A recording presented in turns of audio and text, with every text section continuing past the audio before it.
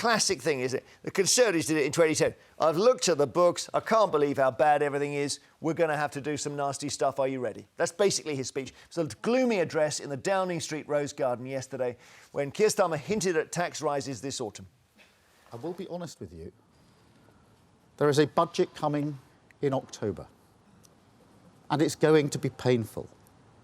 We have no other choice, given the situation that we're in.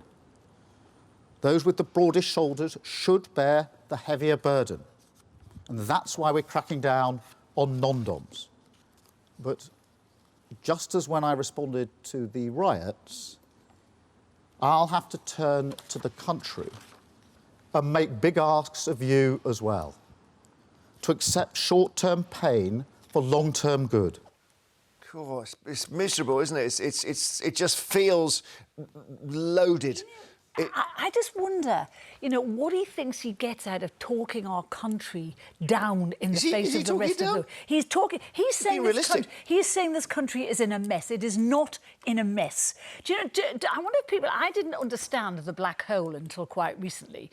And there's a group called the Economy Forum, and it talks about exactly what the black hole is. It doesn't actually exist. Economy Forum. It's the most credible economists in the country. And right. It's a gathering of. They say there's no black hole. All there is, it's no such thing as it's a choice of how the government might fund its own spending. Let me just look at the facts. Hang on, before we go on. Which taxes could he raise? This is a matter of fact. We need to look at this, OK? Because he's slightly constrained, the Prime Minister, because of the election.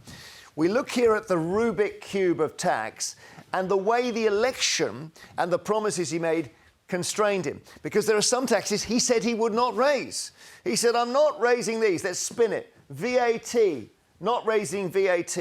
Not raising income tax, he said. That's a big one to rule out. Not raising national insurance. So quite a lot of workers can't be hit directly by tax raises. VAT, income tax, national insurance, not raising. He's not going to do it, right? So then we bring him on thinking, I might just raise these. And these are the ones that are in the sights, apparently. Pensions, raising taxes on pensions. Council tax going up. Savings taxes and capital gains. Those four. Pensions, council tax, savings, capital gains. Darryl, are those the right targets? Well, I think we should deal with the accusation from Carole that the country isn't in a mess and that there isn't a financial black hole. The country is in a mess. As I said to you before, you only. It's astonishing. I can't quite believe I'm hearing you talking about that when it's all of our lived experience as well as the economic reality. It is the case that there are financial commitments this country has made that we do not have the money to commit to. That is a financial black hole. That is literally the definition of a financial black hole. What people much cleverer than you or I say is the financial black hole. What is this Economist website? This is it's like called the Economy Forum. Sounds like Mumsnet for an online forum. Just because you don't know that, it doesn't mean it's good. No, but what they say is it's the difference between an uncertain forecast on how much the government will spend and borrow in future under its current plans and what it can afford to do if it hits its own targets. Right. So there is actually no black hole. And what they're saying is, if you calculate differently the way you assess debt, the hole could be obliterated altogether, as did the... So if you calculate... I don't know, that's key. If you calculate differently the way that you assess debt... As did the OBR say exactly that. But they need to raise more money to spend money on the things they promised to spend it on. We know that. Just say this farcical black hole exists. If so, how can he afford to commit £14 billion to public sector pay Well, that's separate. But I appreciate your point. Well, anyway, Darryl, go on. You think the country's in a terrible state? Well, I think we have to be worse honest. Than the 70s? Listen, I think we have to be... Well, I wasn't around. I think we have to be honest about the fact that the country is in a mess. We are in a dire state. This government have... Now, whether this government have all the answers or not, you know, absolutely remains to be... Absolutely remains to be seen. You can't get an operation. You can't see a doctor. Your trains don't run on time. The public realm, Carole. That's new that you can't get an operation. The sewage in the rivers. We've had this for 25 years with the NHS. Every year it's a worse story. Every winter. Well, maybe we'll get... Yeah, we should. It's still worse. Is basically your argument. Have you It's forgotten still there was as bad as it was 25 pandemic? years ago. Have you forgotten there was a He's not global blaming the pandemic? Conservatives. Listen, I know you're not. the public. Well, in a way, there's some responsibility to be taken. The public realm in this country has been hollowed out. It has been hollowed to its core, and we are living with the consequences. Yeah. Now, if that's something that just you think is... on your point, sorry, Darryl, Yeah. but when the Conservatives brought in austerity, Yeah. they were still overspending. They were still borrowing to spend money. Yeah, debt as a percentage of GDP was... What, you think they should have spent less or more? Well, what they funded was tax cuts. So the debt as a percentage of GDP was higher after that 2015, after that six or 7 year period. How are we the fastest growing country in the G7? Well, we're not the fastest growing country in the G7. We are. That's What are you talking that's about? a myth. We are. No, wait a minute. No, that could be dead cat bounce. That's a myth that's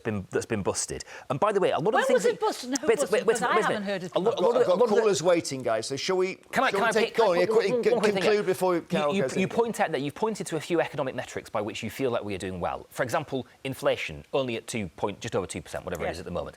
That means that prices are growing slightly less than they were previously. The metrics that you point to mean that we are slightly less worse than we were before. We are still on a bad economic trajectory. Currently. No, that is literally not true. Carole's an That is the optimist. I'm opposite. suddenly realising. I'm not an optimist. I'm suddenly realising this about you. I'm not an optimist. You I'm just Hollow reading what's out hollow populist boosterism that got us into this mess. It please. isn't going to get us out of this mess. We've heard quite enough. Quite enough. Starmer knew exactly the state of our finances months before the election because he saw the OBR report. He knew exactly the state. Oh, the OBR have said that David, the Treasury weren't transparent about. Maybe this isn't about the individual tax rises. Maybe this is just about whether he's within his rights to say, sorry, everyone, it's terrible. Hang on, the callers come first. Okay. David in Cumbria, hello. Hi, Jeremy. How are you? I'm well. Having trouble managing it today, as you can see.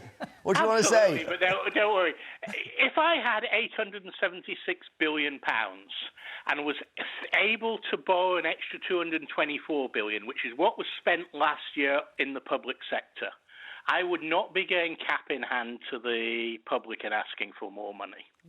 So you okay, fine. So you need a kind of austerity here, don't you? You need to somehow find. No, you need to spend the money better. If you had spent 176 billion on the health service, why is the health service in such a mess? Well, because we're all living to be 87. I mean, this is not. They invented it before they invented the calculator. That's why. David's right. It's mismanaged to get a load of money, and it's never taken in hand. It should be run in an entirely different way. Well, billions get wasted and lost every year. Well, rebooting it seems to just cause it to go into a further crisis. What do you think needs to... Give us a big idea here, David. Maybe Liz Truss is right, I think basically what you've got to do is get a proper accounting firm to look at every penny that is spent. Well, the Treasury's full of accountants. That's why they've all left. Yeah, but the Treasury have all got vested interests. OK. Yes. So you get... All right, let's think about it. You get some people in sharp suits in and you say, look properly.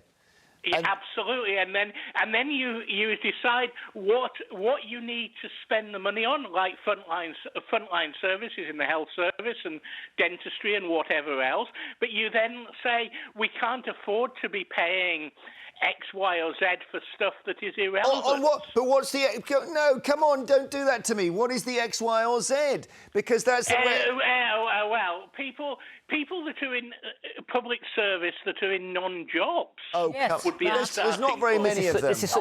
There are tens of thousands of them. This is such a ridiculous trope. It is also... This is a fantasy. You are living in a fantasy land. This idea that there is loads of money sloshing around the public... There were loads of money. Loads of money sloshing around the public sector. Big cut here. We've been having this conversation for 15 years now about where can we make efficiency savings.